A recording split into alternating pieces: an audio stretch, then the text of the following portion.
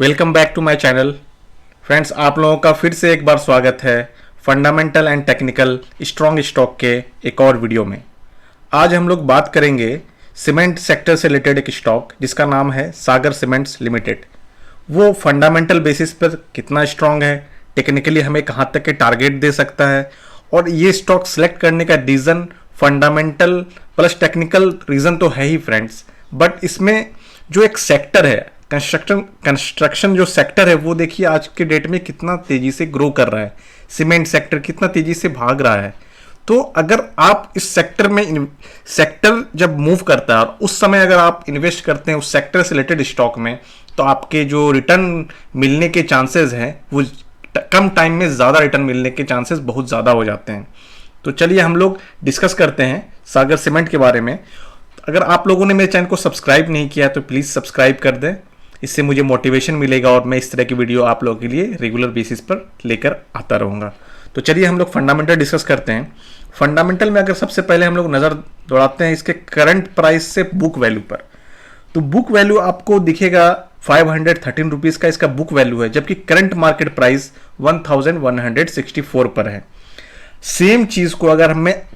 Cement sector की अच्छी company, जो बहुत ही अच्छी कंपनी, उससे कंपेयर करूं तो आप देखिएगा कि अल्ट्राटेक सीमेंट जो है उसकी बुक वैल्यू 1530 रुपीज़ है और करंट मार्केट प्राइस 7425 रुपीज़ है, जो कि ऑलमोस्ट 5 टाइम्स है, अपने 5 टाइम्स के ऊपर ये ट्रेड कर रहा है। तो सेक्टर में, सेम सेक्टर का जब एक अच्छा स्टॉक 5 टाइम ट्रेड कर रहा है अपने बुक वैल्यू से,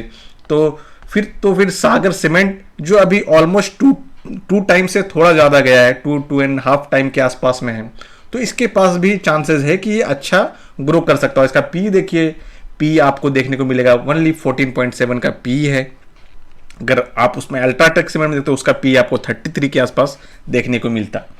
अगर हम इसके मार्केट कैप से इसके रिजर्व की बात करें, मार्केट कैप देखिए इसका 2735 करोड़ का मार्केट कैप है और कंपनी के पास रिजर्व 1181 करोड़ का है। जितना इसका मार्केट कैप है ऑलमोस्ट उससे आधा से थोड़ा कम इसके पास रिजर्व है, जो कि फंडामेंटल पॉइंट ऑफ व्यू से एक अच्छी बात है, कंपनी के ग्रोथ पॉइंट ऑफ व्यू से भी ये अच्छी बात है। अगर हम इसके क्वार्टर रिजल्ट पे चलते हैं तो क्वार्टर रिजल्ट में आपको देखने को मिलेगा,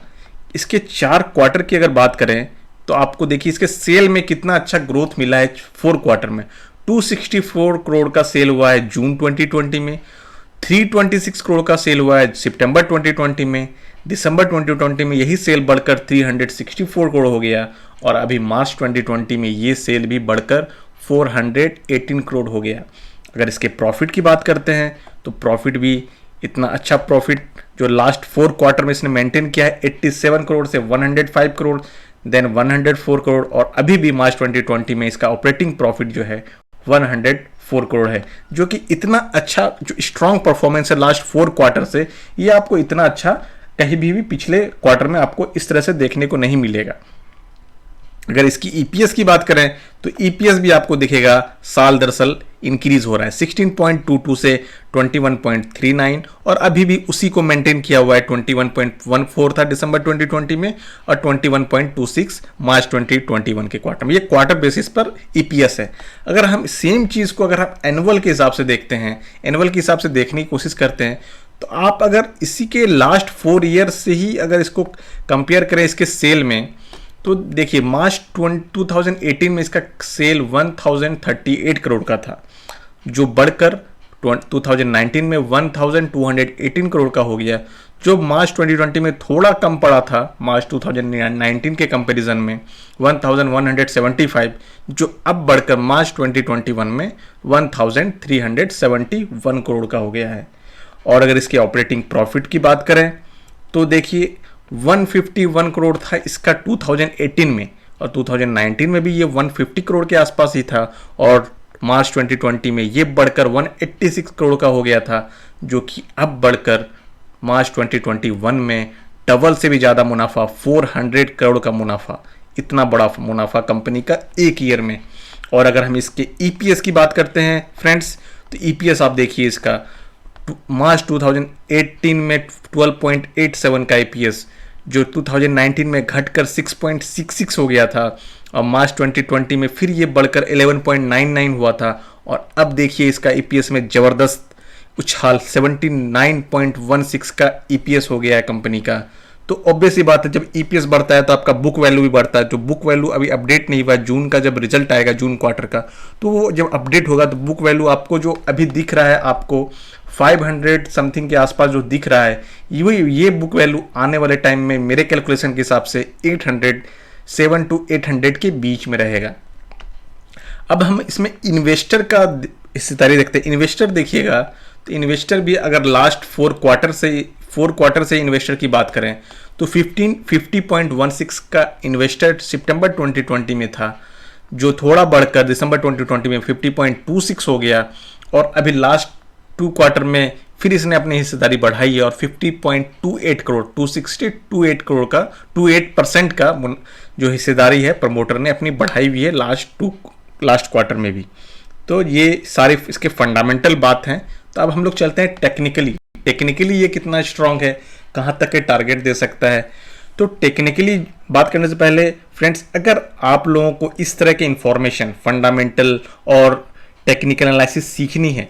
20% रिटर्न हम कैसे कमा सकते हैं 1 to 2 वीक में, 2 वीक to 3 वीक में, मतलब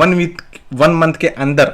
20% का रिटर्न कैसे बनाया जा सकता है, ये सारी चीज़ें हम उस फंडामेंटल एंड टेक्निकल एनालिसिस का जो हमारा कोर्स है उसमें हम लोग सीखने की कोशिश करते हैं। अगर आप लोग में से कोई भी इंटरेस्टेड है सीखने के लिए तो व्हाट्सअप नंबर पे कांटेक्ट कर सकते हैं और व्हाट्सअप का नंबर यूट्यूब के डिस्क्रिप्शन बॉक्स में दिया हुआ है। और फ्रेंड्स, आप लोग टेलीग्राम चैनल को भी ज़रूर ज्वाइन कर लें। वहाँ पर मैं डेली बेसिस पर स्विंग ट्रेडिंग और पोजिशनल ट्रेडिंग पर भी कुछ स्टॉक का व्यू देता हूँ, अपना व्यू देता हूँ और इंट्राडे से भी रिलेटेड कॉल वहाँ पोस्ट करता हूँ, तो आप लोग उसको भी देखकर उसको भी यूज़ कर सकते हैं। तो हम लोग टेक्निकल में अगर देखते हैं तो टेक्निकल में आपको दिखेगा कि ये एक अच्छा सा यू पैटर्न बनाया हुआ है और इसको ब्रेकआउट भी मिल चुका है। और अगर इसके वॉल्यूम पर नज़र दौड़ाते हैं तो वॉल्यूम भी आपको दिखेगा, ये बहुत ही शानदार वॉल्यूम है इसका, इसके पास वॉल्यूम बहुत ही ज़बरदस्त है। और एक चीज़ मैं आपको नज़र दौड़ाना चाहूँगा फ्रेंड्स, अगर आप इसके 2018 का हाई देखें 1171 और सेम 2018 में कंपनी का अगर प्रॉफिट देखें, 2018 में अगर कंपनी का प्रॉफिट देखें 151 करोड़ के प्रॉफिट में कंपनी का हाई था आपके पास 1171 का, और अभी अगर प्रॉफिट 400 करोड़ का हो गया है, डबल से भी ज़्यादा हो गया है, तो ऑब्वियस सी बात है ये आपको भी टारगेट भी उस हिसाब से आने वाले टाइम में दिखा सकता है, क्योंकि बुक वैल्यू सारे चीज़ प्रॉफिट एंड लॉस, ईपीएस, इन सारे चीज़ों पे डिपेंड करते हैं। तो ऑब्वियस सी बात है बुक वैल्यू भी आपका आगे बढ़ता हुआ दिखेगा और ये स्टॉक और अच्छा परफॉर्म करता हुआ दिखेगा। तो आप देखिए इसका वॉल्यूम इतना अच्छा है, कप पैटर्न का ब्रेकआउट हो चुका है विथ अच्छा वॉल्यूम। अगर हम इसके फिर वीकली चार्ट में चलते हैं, वीकली चार्ट में आपको और भी क्लियर दिखेगा। अगर वीकली चार्ट में मैं आपको दिखाना की कोशिश करूं, देखिए फ्रेंड, इसमें कप एंड हैंडल पैटर्न का ब्रेकआउट हुआ है। अगर मैं इसको कप देखिए, ये इसका कप का बॉटम है और ये एक हैंडल का फॉर्मेशन लास्ट कुछ 1 मंथ से ये कर रहा था, 1 मंथ से ऊपर का इसका कप का हैंडल है। और देखिए फाइनली इसने इसको ब्रेकआउट दिया है विथ अच्छा वॉल्यूम, बहुत ही स्ट्रॉन्ग कैंडल,